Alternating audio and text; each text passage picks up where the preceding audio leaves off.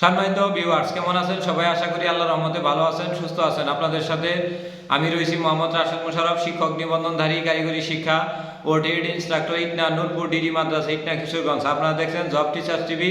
Job teachers টিভির পক্ষ থেকে সম্মানিত ভিউয়ার্স ভাই বোনদের জানাই আন্তরিক শুভেচ্ছা ও অভিনন্দন। সম্মানিত ভিউয়ার্স, আমার নিজ জেলা জামালপুর ও নিজ উপজেলা সরিষাবাড়ী উপজেলা এবং নিজ বিভাগ হলো ময়মনসিংহ বিভাগ। তো যাই হোক, আজকের আলোচ্য বিষয় পঞ্চম গণবিজ্ঞপ্তিতে এমপিওভুক্ত শূন্যপদ এবং সৃষ্ট পদ নিয়ে আলোচনা। অনেক ভিউয়ার্স ভাইরা আমাদের হোয়াটসঅ্যাপে নক দিয়ে বলেছেন যে এমপিওভুক্ত শূন্যপদে আবেদন করব না এমপিওভুক্ত সৃষ্ট পদে আবেদন করব। আসলে আমরা এমপিওভুক্ত শূন্যপদ আগে চিনব, তারপর এমপিওভুক্ত সৃষ্টি পদ চলব। এমপিওভুক্ত শূন্যপদ বলতে বোঝায়, যেমন ধরেন আপনি একটি প্রতিষ্ঠানের সহকারী শিক্ষক বাংলা হিসেবে নিয়োজিত আছেন। তো ওই প্রতিষ্ঠানে আপনি চাকরি করলেন না, চাকরি থেকে এসে পড়লেন। আসার পরে সেই প্রতিষ্ঠানে যদি কেউ যোগদান করে তাহলে সেটা এমপিওভুক্ত শূন্যপদ হবে। মানে ওই প্রতিষ্ঠানে আগে থেকে বেতনভুক্ত একজন ছিল, সে কোনো কারণে যোগদান করছে বা মারা গেছে, কিন্তু হুট করে দেখালে কি ওই পদে আরও একজন লোক দেওয়ার জন্য সরকার অনুমতি দিল, অর্থাৎ সৃষ্ট আরেকটি পদ তৈরি করলো যে পদে সরকার নিয়োগ দিতে পারবো, সরকার বেতন দেবে, এটি হলো এমপিওভুক্ত পদ।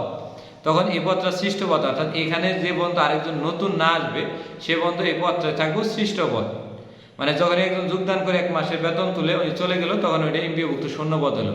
মানে সৃষ্ট পদ শূন্যপদ বলতে এটাই বোঝায়। যেমন আমি আপনাকে আরও বলি যে আমাদের সিসিভুক্ত 640টি ভোকেশনাল কার্যক্রম চালু হয় জেনারেল স্কুল ও মাদ্রাসার সাথে 2020 সালে।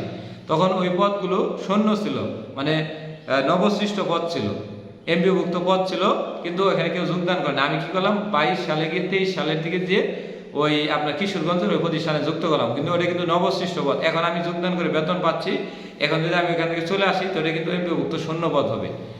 এইভাবে এটা হলো। যেমন আপনার কি বলে, দাখিল মাদ্রাসায় সহকারী মৌলবী ছিল 3 জন, এখন সহকারী মৌলবী 4 জন।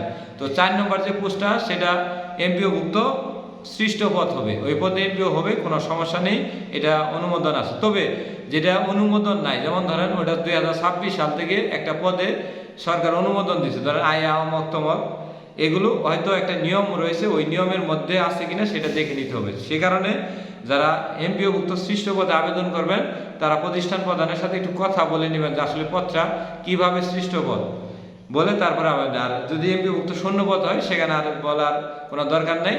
তবে যদি কেউ এমপিওভুক্ত শূন্যপদে ভুল পদে পঞ্চম গণবিজ্ঞপ্তিতে সুপারিশ পান, তাহলে পরবর্তীতে তাদের কাছে কোনো প্রতিষ্ঠানে সুপারিশ করবে এনটিআরসি। তবে আপনার ভুলে এরকম যেন না হয় সেই বিষয়টি দেখবেন। সেজন্য অবশ্যই প্রতিষ্ঠান প্রধানের সাথে কথা বলে তারপরে কনফার্ম হয়ে পদটি শূন্য কিনা, পদে মামলা আছে কিনা, মামলা কোনো জটিলতা আছে কিনা, এই ধরনের সমস্যা আছে কিনা বা কোনো ধরনের সমস্যা আছে কিনা, বা ম্যানেজিং কমিটি কোনো সমস্যা আছে কিনা, এগুলো শুনে তারপরে এই 40টি প্রতিষ্ঠানে চয়েস দেবেন।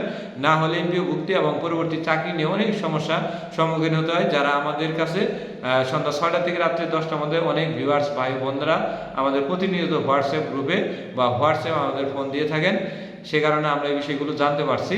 তো এই হিসেবে আপনারা সাবধানতা অবলম্বন করেন, পঞ্চম গণবিজ্ঞপ্তিতে যেন কোনোভাবেই ভুল ত্রুটি হয় না এবং এমপিওভুক্তি নিয়ে যেন কোনো বিভ্রান্তি বা আপনাদের একটি ভোগান্তির মধ্যে পোহাতে না হয়। তো সম্মানিত ভিউয়ার, সবাই ভালো থাকবেন, সবাই সুখে থাকবেন, সবাই জব টিচার্স টিভির সাথেই থাকুন। আর এই বিষয়ে কোনো বুঝতে সমস্যা হলে আবার কমেন্ট করেন অথবা আমাদের হোয়াটসঅ্যাপ নম্বরে যুক্ত হন। আমাদের হোয়াটসঅ্যাপ নম্বর পেতে অবশ্যই কমেন্ট করুন। ধন্যবাদ সবাইকে।